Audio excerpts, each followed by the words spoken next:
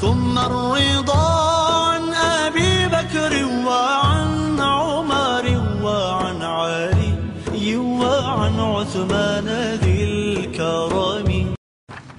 یہاں آخر پہ اس گفتگو کو ختم کرنے سے پہلے یہ بڑا امپورٹنٹ ہے، چونکہ اس نشست کو میں اس کے ساتھ ملا کے یہاں پر ختم کروں. یہ پورا تصور پہلے دن آپ کا بیعت کر لینا، رضا و رغبت سے بیعت کر لینا، اور صحابہ کرام کے اجماع کے ساتھ تائید کرتے ہوئے توثیق کرتے ہوئے بیعت کر لینا، یہ وہ کنسپٹ ہے جو مولا علی شیر خدا کے تصور خلافت کے اندر آتا ہے. باقی سارے اقوال مولا علی شیر خدا کے تصور خلافت اور عقیدہ خلافت کے خلاف ہیں، عقیدہ امامت کے خلاف ہیں جو سیدنا مولا علی شیر خدا کا تھا. اس لیے کہ نہج البلاغہ اور حوالہ یہ آخری جس میں خط ہے حضرت امیر معاویہ کو لکھا ہے آپ نے، خط نمبر 6، جس کو میں کوٹ کر چکا ہوں. اب وہ ٹائم ہے اس کو دوبارہ ریلیٹ کرنے کا. اب یہ سارے اقوال سننے کے بعد اب مولا علی شیر خدا کے اس خط کو پڑھیے دوبارہ اور سنیے. آپ نے حضرت امیر معاویہ کو خط لکھا جب وہ آپ کی بیعت خلافت نہیں کر رہے تھے، الگ حکومت کا اعلان کر دیا تھا. لکھا انہو بایعنی القوم الذین بایعوا ابا بکر و عمر و عثمان. انہی تمام صحابہ نے اور قوم نے میری بیعت کی خلافت کی ہے جنہوں نے ابو بکر، عمر اور عثمان رضی اللہ تعالی عنہم کی بیعت کی تھی. علی ما بایعوہم علیہ، انہی شرائط کے مطابق جن شرائط پر ان کی بیعت ہوئی تھی انہی شرائط پر میری بیعت ہوئی. اگر مولا علی شیر خدا کی بیعت گسیج کر ہوئی ہوتی، جبر اور اکراہ سے ہوئی ہوتی، ظلم سے اور تشدد سے ہوئی ہوتی، تو مولا علی شیر خدا اپنی بیعت خلافت کو خلفائے ثلاثہ کی بیعت خلافت کے ساتھ تمثیل نہ دیتے، ایک چیز قرار نہ دیتے. اور پھر فرماتے ہیں میری بیعت چونکہ اسی طرح منعقد ہوئی جس طرح ان کی منعقد ہوئی تھی، لہذا نہ کسی حاضر کو اب انکار کا اختیار ہے، نہ کسی غائب کو میری بیعت خلافت رد کرنے کا انکار ہے. اور پھر اصول خلافت و امامت بیان کرتے ہوئے فرماتے ہیں وَإِنَّمَا الشُّورَى، یہ خلافت کا فیصلہ کرنا، کسی کو امام اور خلیفہ بنانا، یہ شورا کی ذمہ داری، یہ شورا کا اختیار ہے.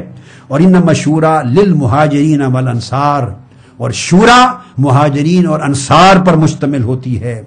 آخری جملہ سمجھنے والا ہے، فرمایا فَإِنِ اجْتَمَعُوا عَلَى رَجُلٍ وَسَمُّوهُ إِمَامًا كَانَ ذَلِكَ لِلَّهِ رِدًا. اگر مہاجرین اور انصار صحابہ کی شورا، صحابہ کرام کی بار سب مل کر کسی ایک شخص پر متفق ہو جائیں اور اسے امام کا ٹائٹل دے دیں، سموہ امامن، یہ کہہ دیں کہ یہ ہمارا خلیفہ و امام ہے، مولا علی شیر خدا کہتے ہیں وہی من جانب اللہ بھی خلیفہ اور امام ہوتا ہے. گویا اللہ کسی کو مامور نہیں کرتا خلافت و امارت کے لیے، اللہ کسی کو مبعوث نہیں کرتا انبیاء کی طرح، اللہ کی نص کسی کی امامت و خلافت مقرر نہیں کرتی، رسول کی وصیت کسی کے امام اور خلیفہ ہونے کی تعیین نہیں کرتی. یہ امر منصوص نہیں ہے، یہ امر شورائی ہے. صحابہ کرام کی شورا مہاجرین و انصار جس پر متفق ہو کر خلیفہ اور امام کہہ دے، لفظ امام ہے، وہی امام ہوتا ہے. تو اس کا مطلب ہے وہ تصور امامت جو ہمارے اہل سنت کے ہاں ہے، وہی عقیدہ امامت مولا علی شیر خدا کا تھا. مولا علی شیر خدا اگر امام کو منصوص سمجھتے تو اس امام کا تقرر شورا سے ناجائز قرار دیتے، کہتے کہ امام تو اللہ کا مقرر کردہ ہوتا ہے نبی کی طرح، امام تو رسول کی وصیت سے مقرر ہوتا ہے. شورا کون ہوتی ہے کسی کو امام بنانے والی؟ مہاجرین و انصار. صحابہ کون ہوتے ہیں کسی کو امام مقرر کرنے والے؟ اس کو رد کر دیتے. خط لکھ رہے ہیں مولا علی شیر خدا اب جبر و اکراہ کے دور میں نہیں، معاذ اللہ استغفر اللہ، وہ جو دور جس کو جبر اور ظلم کا دور کہا جاتا ہے وہ تو وصال فرما چکے. مولا علی شیر خدا خلیفہ ہیں، حکومت ان کی ہے، سلطنت ہے، تخت خلافت پر بیٹھے ہیں اور مدینہ میں بیٹھ کے خط لکھ رہے ہیں. اب کس کا ڈر؟ اب کون سا دفع شر؟ اب کون سی مصلحت؟ اب کون سی گھبراہٹ معاذ اللہ؟ اب کون سا تقیہ؟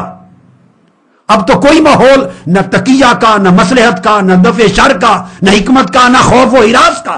اب تو خلیفۃ المسلمین ہیں، تخت پر بیٹھے ہیں اپنی سلطنت میں، اور خط لکھ کر حضرت معاویہ کو حقیقت خلافت سمجھا رہے ہیں، حقیقت امامت بتا رہے ہیں.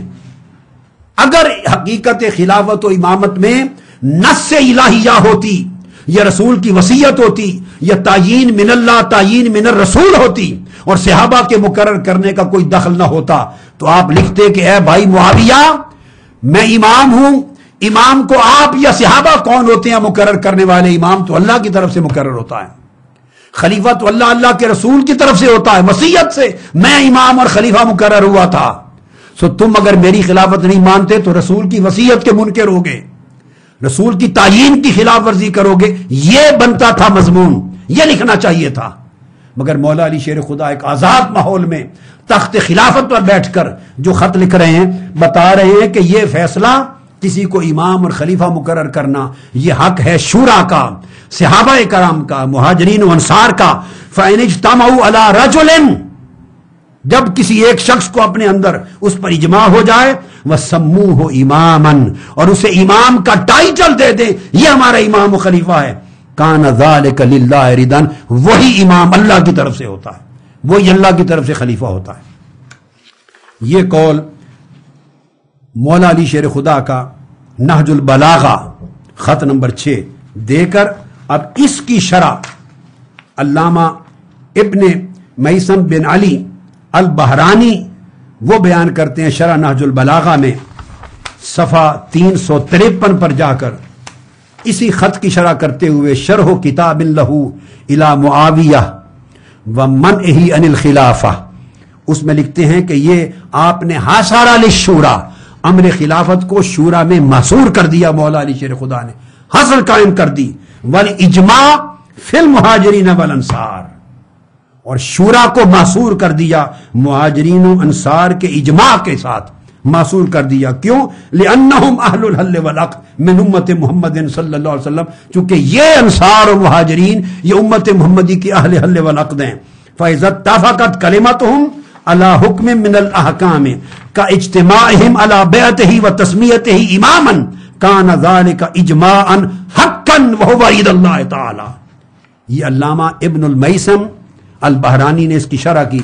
उन्हें कहा कि वो जब शूरा सहाबा मिलकर किसी पर मुत्तफिक हो जाए, कलेमा पर, किसी राय पर, जैसे कि इज्तिमा कर लें किसी एक की बैत पर और उसको इमाम और खलीफा डिक्लेयर कर दें, तो वो शरह में लिखते हैं कि हकीकतन वही इमाम और खलीफा होता है, और ये इजमा हक है, शरीयत में हक है, वह वरीदल्लाह, और यही अल्लाह की रजा है। ए मर्दिजुन लहू, अल्लाह की रजा इसी में है, क्योंकि यह हुआ सबीलुल मोमिनीन अल्लज़ी यजिबु इत्तिबाउहु, क्योंकि ये मोमिनों का रास्ता ये है जिसकी इत्तिबा करना, पैरवी करना शरीयत में वाजिब है।